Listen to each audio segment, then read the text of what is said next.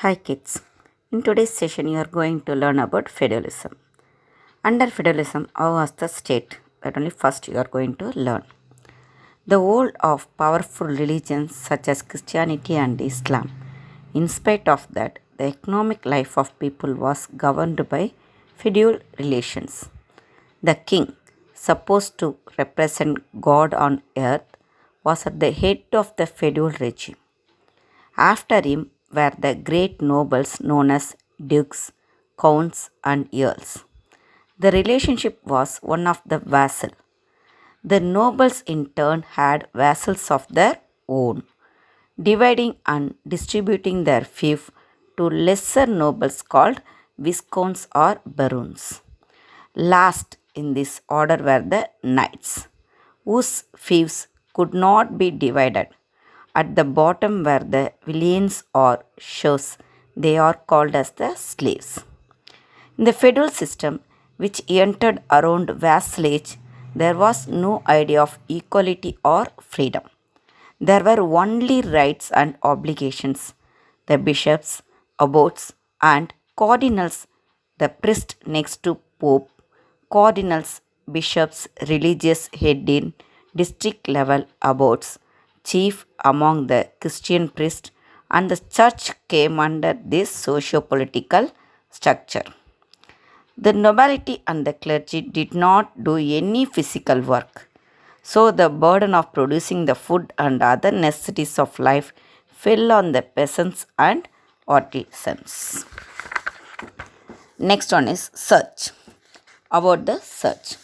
New elements were included in Christian theology, the theory of priesthood and the theory of sacraments. These two elements increase the power of the clergy.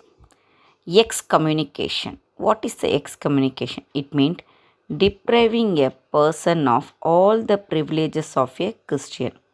He was denied the right to sacraments in church. His or her body could not be buried in the consecrated ground. Interdict was to deny benefits of religion to a ruler's subject, intended to kindle their resentment against him. The growth of the church in the later Middle Ages was accompanied by the rise of ambitious political leaders.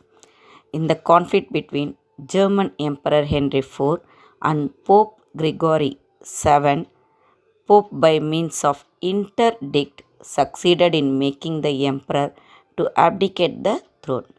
By means of interdict, Pope Innocent III forced King John to recognize England and Ireland as fiefs of the papacy. Many pious Christians now began to resent Pope's intrusion into state affairs. India in the corresponding period. How was the India in that period? The Huns. Around the time when Europe fragmented into multiple small Germanic kingdoms after the collapse of Roman Empire, the Huns, a fierce and warlike people from Central Asia, invaded northeast India.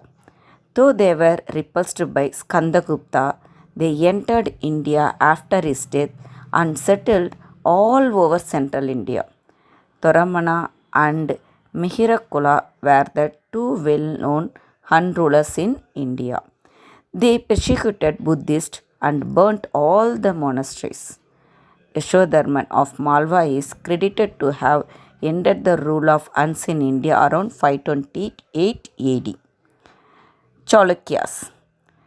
Chalukyas, they had the relationship with Persia.